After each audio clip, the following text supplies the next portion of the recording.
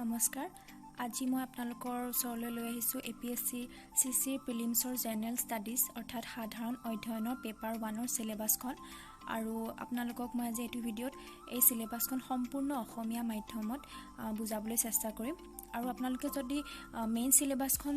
বিচাৰিছে জানিব বিচাৰিছে তেতিয়া হলে আপোনালোকে এপিএসসিৰ মেইন ৱেবছাইটত গৈ ডাউনলোড কৰিব পাৰিব কিন্তু কথাটো হল সেইখন সম্পূৰ্ণ ইংৰাজী মাধ্যমত আছে আৰু কাৰোবাৰ যদি ইংৰাজী মাধ্যমত সিলেবাসখন পঢ়াত অসুবিধা হৈছে তেন্তে এই ভিডিঅ'টো সম্পূৰ্ণ আপোনালোকৰ বাবে তেন্তে হাউকচোন টপিক বিলাক আৰম্ভ কৰো প্ৰথমটো টপিক দিছে current events of national and international importance অৰ্থাৎ ৰাষ্ট্ৰীয় আৰু আন্তঃৰাষ্ট্ৰীয় পৰ্যায়ত বা প্ৰেক্ষাপটত বৰ্তমান চলি থকা ঘটনাসমূহ এইবিলাক কাৰেন্ট এফেয়াৰ্স আসলতে প্ৰায়বিলাক এক্সামতে আহি থকা দেখা যায় আৰু আপোনালোকে যদি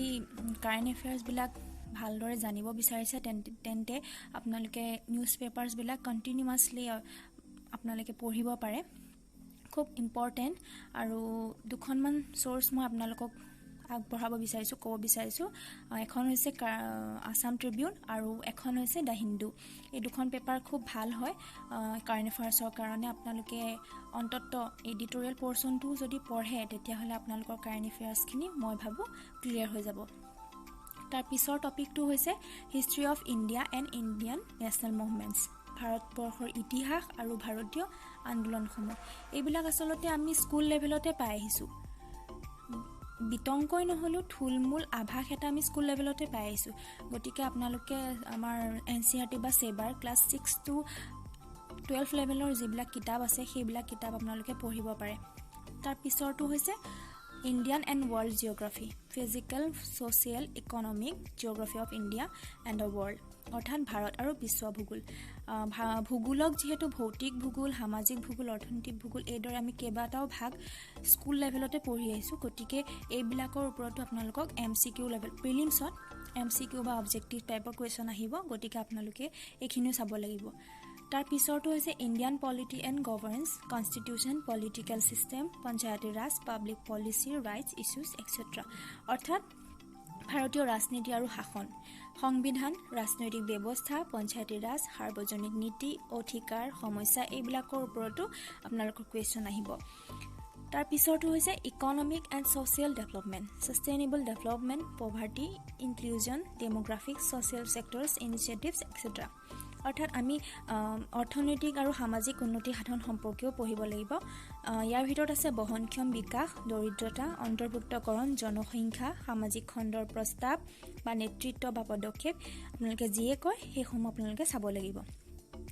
ইয়াৰে আপোনালোকে কিছুমান কথা স্কুল লেভেলতে পঢ়ি আছে আপোনালোকৰ হয়তো মনত পৰিছে কিছুমান কথা বহনক্ষম বিকাশ আমি পঢ়ি আহিছো দৰিদ্ৰতা কি আমি জানো অন্তৰ্ভুক্তকৰণ মানে আমাৰ যিখিনি দৰিদ্ৰ লোক আছে সেইখিনিক আমি আমাৰ গভৰ্ণমেণ্ট যিখিনি স্কিমছ সেইখিনি কেনেদৰে অন্তৰ্ভুক্ত কৰিব পাৰো তেওঁলোকক মানে এটা নৰ্মেল লাইফ দিব পাৰো সেইবিলাকক আমি পঢ়িব পাৰিম ইয়াত জনসংখ্যা তাৰপিছত সামাজিক খণ্ডৰ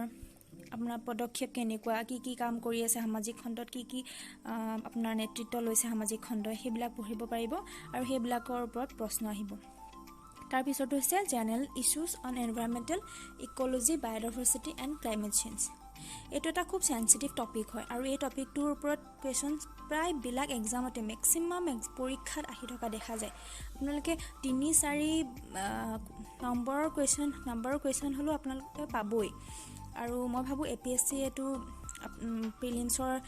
যেটো সিলেবাসত ৰাখি খুব মানে এটা ভাল কাম কৰিছে আৰু আপোনালোকে এই সম্পৰ্কে পৰিবেশ পৰিস্থিতি তন্ত্ৰ জৈৱ বৈচিত্ৰ্য জলবায়ু পৰিৱৰ্তন সম্পৰ্কীয় বিবাদসমূহৰ ওপৰত আপোনালোকৰ সম্যক এটা ধাৰণা থকাটো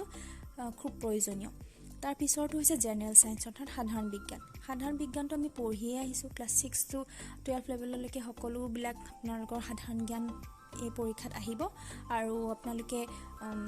স্কুলৰ কিতাপবিলাক চোৱাৰ উপৰিও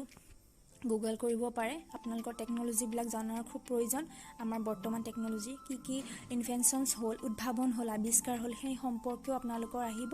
গতিকে এইখনেই হৈছে এপিএসসি প্ৰিলিমছৰ জেনাৰেল ষ্টাডিজ পেপাৰ 1ৰ সিলেবাস 1 to 7 সাতটা টপিক আছে আৰু সাতটা টপিক আপোনালোকে ভালদৰে চাব লাগিব আৰু আপোনালোকে যদি বিচাৰিছে যে টপিকসমূহ এতিয়াও ভালকে বুজি পোৱা হোৱা নাই আমি ইয়াৰ সাব টপিকসমূহ যদি আপোনালোকে বিচাৰিছে জানিবলৈ যে আমি কাৰেণ্ট ইভেণ্টছ বুলি ক'লে কিবিলাকনো কাৰেণ্ট ইভেণ্টছ পঢ়িম বা হিষ্ট্ৰী অফ ইণ্ডিয়া বুলি ক'লে কোনবিলাক টপিক সোমাই থাকিব তাত বা জিঅ'গ্ৰাফি বুলি ক'লে ভৌতিক সামাজিক আৰু অৰ্থনৈতিক ভূগোল বুলি ক'লে কোনবিলাক সোমাই থাকিব সেইবিলাক আপোনালোকে যদি বিতংকৈ জানিব বিচাৰিছে তেন্তে মই আপোনালোকৰ আগলৈ পৰৱৰ্তী সময়ত বেলেগ এটা ভিডিঅ' আগবঢ়াম আৰু আশা কৰিছোঁ আপোনালোকক আজিৰ ভিডিঅ'টিয়ে যথেষ্টখিনি আপোনালোক উপকৃত হ'ব আৰু আপোনালোকে যদি বিচাৰে তেন্তেহ'লে কমেণ্ট কৰিব পাৰে মোক মই পৰৱৰ্তী ভিডিঅ'টো আপোনালোকৰ